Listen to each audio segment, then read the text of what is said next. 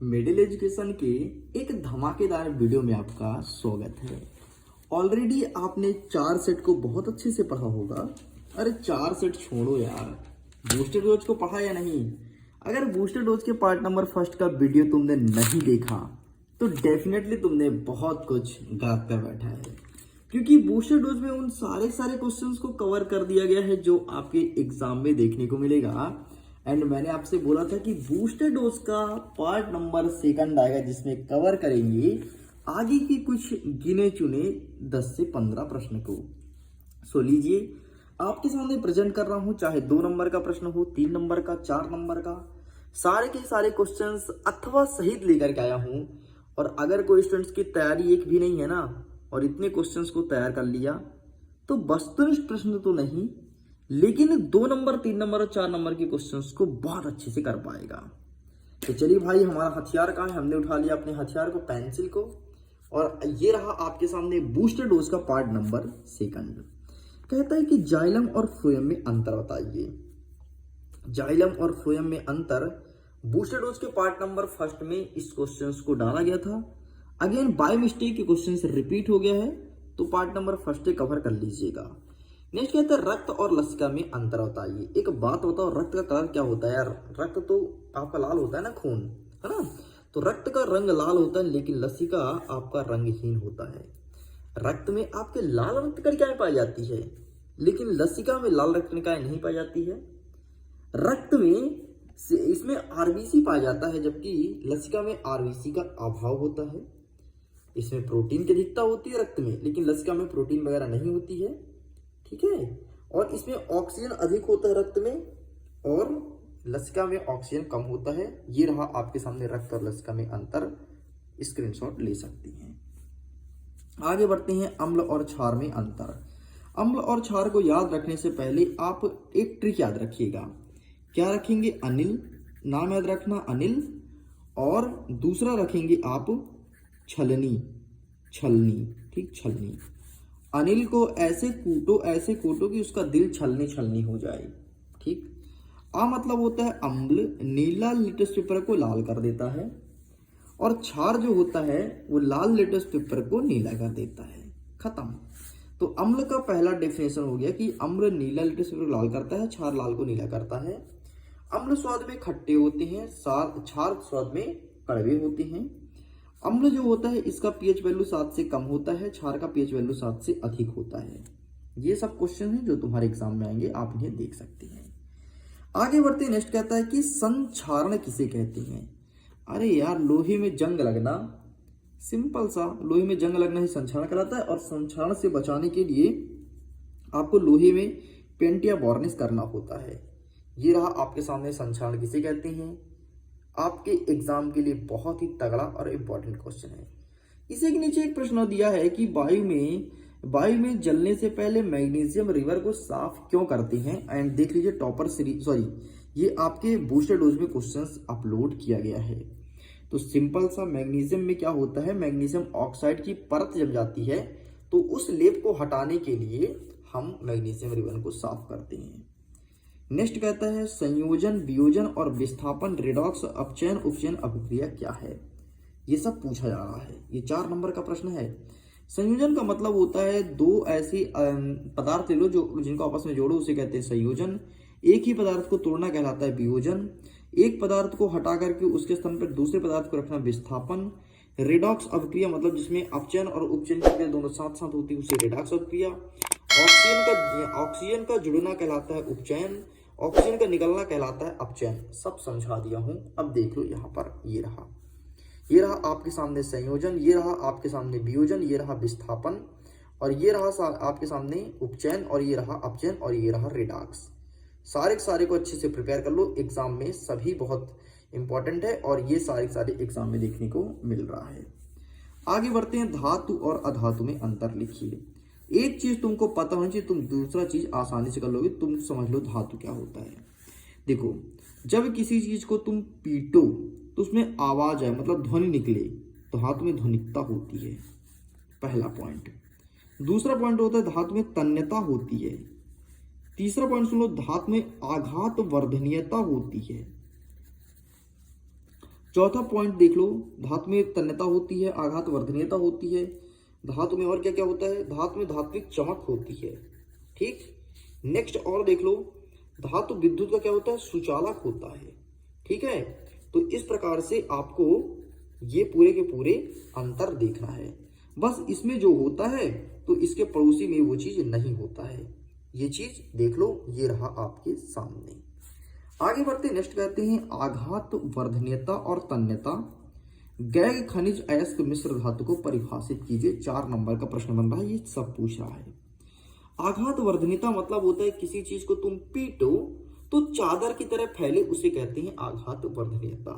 अगर मैं तन्यता की बात करता हूं तो कोई चीज को खींचो, जैसे मैंने इसको पेंसिल ऊपर खींचा, इसमें प्रसार हो, बढ़ी, इसे कहेंगे तन्यता। यदि मैं गैग की बात करूं तो जो आपका खनिज होता है ना, जो जमीन से निकलता है खनिज, तो खनिज में जो गंदे पदार्थ लगे होते हैं जिसे फिर साफ करते हैं उसे कहते हैं गैग। खनिज क्या होता है, तो पृथ्वी के भीतर आंतरिक सतह पर दबे हुए चट्टानों को खनिज कहते हैं। ऐसे किसे कहते हैं, खनिज के रॉ मटेरियल को जिसे साफ करते हैं उसे ऐसे कहते हैं। मिश्र धातु किसे कहते हैं, दो धातुओं को मिलाकर एक नया धातु बनता है, उसे मिश्र धातु कहते हैं।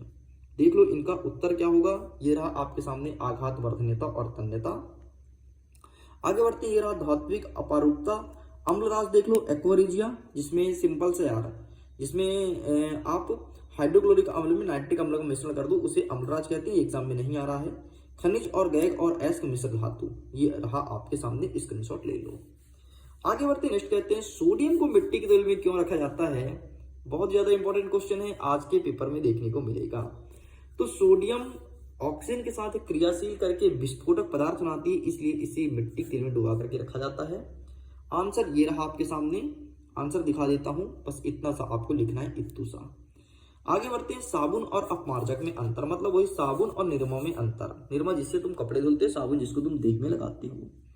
तो जो साबुन होता है, साबुन वसा अम्लों के उच्च सोडियम और पोटेशियम के लवण होते हैं, लेकिन अपमार्जक एरिल तथा एल्किल अम्लों के खनिज लवण होते हैं। साबुन जल में उपस्थित कैल्शियम और मैग्नीशियम लवण के साथ अम्लीय पदार्थ स्नेह बनाती हैं, और ये अम्लीय पदार्थ नहीं बनाते हैं। जो साबुन होते हैं वो पशु वनस्पति या वनस्पति तेल से बनाया जाता है, और पेट्रोलियम से प्राप्त हाइड्रोकार्बन से बनाया जाता है। और ये कठोर जल में आसानी से क्या होते हैं, घुलते नहीं हैं, झाग नहीं देते, और ये झाग देते हैं। बस इतना लिखना था, ये रहा आपके सामने। चलिए आगे बढ़ते हैं, 2-3 प्रश्न और बचा है, फटाफट देख लेते हैं। कुछ चित्र है, मानव उत्सर्जन, श्वसन तंत्र, हृदय का नामांकित चित्र। इन सारे चित्र को मैंने पहले बता दिया है। लिंक डिस्क्रिप्शन बॉक्स में एक वीडियो का जिसमें चित्र को अच्छे से एक्सप्लोर किया है, आपने नहीं देखा तो देख सकते हैं। बाकी मैं यहाँ पर मोटा माटी चित्र दिखा देता हूँ, बाकी ज्यादा मैं यहाँ पर हाईलाइट नहीं करूंगा, इस चीज को ध्यान रखिएगा। सबसे पहले उत्सर्जन बोला है, तो ये रहा उत्सर्जन का चित्र। फिर क्या बोला, श्वसन तंत्र का, सांस कैसे लेते हैं व्यक्ति, तो श्वसन तंत्र का 1 सेकंड ओपन कर लेता हूं, ये रहा आपके श्वसन तंत्र का चित्र। नेक्स्ट क्या कहता है, हृदय का, ये रहा आपके हृदय का चित्र। ठीक है, बाकी चित्र को मैंने अच्छे से समझाया है, अब इसे बार बार डिस्कस करना सही नहीं रहेगा। नेक्स्ट कहता है प्रतिवर्ती क्रिया किसे कहते हैं, तो सिंपल से यार जरा समझ लो। यहां पर रखा है तुम्हारा गर्म पानी, ठीक है, और मेरा हाथ गलती से इस गर्म पानी में चला गया, तो मेरा हाथ तुरंत एकदम झटके से हटेगा, ऐसे एकदम अचानक। मतलब ये है कि जो ऐसी क्रिया जिसे व्यक्ति करना नहीं चाहता लेकिन अपने से घटित होती है स्थित परिस्थिति बस, उसे कहते हैं प्रतिवर्ती क्रिया। जैसे यहाँ पर जब मैं वीडियो शूट कर रहा हूँ और हमारे यहाँ पर अचानक सांप आ जाए, अच्छा बड़ा फंकार मारते, तो हम अचानक डर जाएंगे। मतलब हम क्या डरना चाहते थे, हम तो बैठ के तुमको पढ़ा रहे थे, हम तो तुम्हारे लिए बूस्टर टूल लेके आए थे, लेकिन सांप आ गया तो हमारे अंदर जो रिएक्शन वो उसे कहते हैं प्रतिवर्ती क्रिया। एंड यहां से तुम समझ सकते हो। 1 सेकंड बेटा, सॉरी 1 सेकंड, जस्ट वेट, रुकिएगा, कैंसिल हो गया। चलिए मैं दिखा देता हूं, ये रहा आपके सामने, ये रहा प्रतिवर्ती क्रिया, बस इसे आपको अच्छे से करना है। चलिए साइड करते हैं, नेक्स्ट क्वेश्चन देख लेते हैं। 2-3 क्वेश्चंस और बचे हैं। पुष्प की संरचना का नामांकित चित्र बनाना है, आपको पुष्प का चित्र बना के बताना है। 100% एग्जाम में देखने को मिलेगा, सभी सेट का प्रश्न है ये। नेक्स्ट कहता है उत्तल, अवतल और समतल दर्पण का उपयोग बताइए, तो उपयोग हम आपको बता देंगे, लेकिन सबसे पहले आप पुष्प वाला देख लो। ये रहा आपके सामने पुष्प, ठीक है। अच्छे से बनाना इसका वर्तकाग्र का और अच्छे से बनाना इसका पराग कोष आपके एग्जाम में देखने को मिलेगा। अवतल, उत्तल और समतल दर्पण का उपयोग, तो अब उत्तल दर्पण का उपयोग गाड़ी साइड मिरर में करते हैं। अवतल दर्पण का उपयोग दाढ़ी बनाने के लिए और दंत चिकित्सक का डॉक्टर करता है। समतल दर्पण का उपयोग आप सब घर में करते हो अपने सकल सूरत को देखने के लिए। अभी देखना मेरा वीडियो खत्म होगा फिर तुम सेंटर के लिए तैयार होकर जाओगे परीक्षा देने, बढ़िया तुम समतल दर्पण पे अपना सकल देखोगे। बाकी फिर भी देख लो, उत्तर यहाँ पे लिखा गया है, टेंशन की कोई बात नहीं है। ठीक, तो यहाँ पर आपका उत्तल और अवतल दोनों लिखा गया। ठीक है, समतल दर्पण तो तुम सब जानते ही हो कि इसका कहाँ कहाँ यूज होता है। आगे बढ़ते, तारे क्यों टिमटिमाते हैं? तो सिंपल से यार, प्रकाश का परावर्तन होता है, इस कारण से तारे टिमटिमाते हैं। इतना लिखना है, लेकिन इतने लिखने से काम नहीं चलेगा। अगर ये प्रश्न 4 नंबर में पूछे तो 2 नंबर का पूछे तो तुम्हारे इतने में काम चलेगा कि तारे क्यों टिमटिमाते हैं, लेकिन 4 नंबर में पूछे तो आपको लिखना पड़ेगा कि जब प्रकाश की किरणें सघन माध्यम से विरल माध्यम में जाती है तो अविलंब की ओर झुकती है, और विरल से सघन की ओर जाती है तो अविलंब से दूर हटती है, इस कारण से तारे टिमटिमाते हैं। ये रहा आपके सामने उत्तर, स्क्रीनशॉट ले सकते हो। आगे बढ़ते हैं, 16 नंबर कहता है प्रिज्म द्वारा प्रकाश के वर्ण विक्षेपण को समझाइए। ये आपका बन गया भाई साहब प्रिज्म। इधर से जब कोई श्वेत प्रकाश आएगा तो प्रिज्म में 7 अलग अलग रंगों में विभक्त होगा, तो इस प्रकार से आपका वर्ण विक्षेपण हो जाएगा। ठीक है, बैंगनी रंग सबसे नीचे रहता है, बैजानी, हापी, नाला, लाल रंग सबसे ऊपर रहता है। ये देख लो इसका उत्तर। ठीक है, चलिए इसे भी साइड करते हैं। बस 2 प्रश्न और बचा है, अंतिम। ओम का नियम किसे कहते हैं? तो ओम का नियम ये रहा आपके सामने। एक विद्युत परिपथ में धातु के तार के 2 सिरे के बीच विभवांतर उसमें प्रवाहित होने वाली विद्युत धारा के समानुपाती होता है, परंतु तार के ताप समान रहता है, इसे ओम का नियम कहते हैं। कुछ इस प्रकार से आपको पूरा का पूरा नियम बताना पड़ेगा, स्क्रीनशॉट आप ले लो। चलिए साइड करते हैं, नेक्स्ट क्वेश्चन। नेक्स्ट कहता है खाद्य श्रृंखला और खाद्य जाल में क्या अंतर है? ये प्रश्न पूछा गया है। तो ये रहा भाई साहब आपके सामने खाद्य श्रृंखला और खाद्य जाल। ठीक इस प्रकार से आपको बनाना पड़ेगा, अच्छे से देख लीजिए। बाकी इसका अच्छे से अंतर आप अपने बुक में देख लीजिएगा, यहाँ पर प्रॉपर वे में अंतर नहीं दिया है। अंतिम प्रश्न आपके बूस्टर डोज का, जैव निम्नीकरण, अजैव निम्नीकरण और ग्लोबल वार्मिंग क्या है? आइए देख लेते हैं अंतिम प्रश्न को। जैव निम्नीकरण का मतलब होता है ऐसा कोई प्रक्रम जो आसानी से अपघटित हो जाए। समझ लो, ऐसा कोई प्रक्रम जो आसानी से अपघटित हो उसे कहेंगे जैव निम्नीकरण, जो आसानी से अपघटित ना हो उसे कहेंगे अजैव निम्नीकरण, और जो पृथ्वी का गर्म होता इसे कहते हैं ग्लोबल वार्मिंग।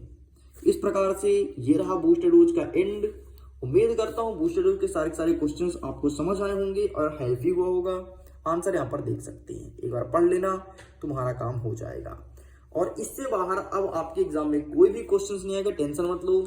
ये रहा बूस्टर डोज का first number and second number अब तुमने देख लिया है। मैं उम्मीद करता हूँ वीडियो पसंद आया होगा। वीडियो पसंद है तो वीडियो को लाइक करिए, अपने दोस्तों के साथ शेयर कीजिए। बूस्टर डोज के सारे क्वेश्चंस को अच्छे से प्रिपेयर कर लेना। डेफिनेटली अपने स्कूल के टॉपर के केवल आप बनने वाले हैं।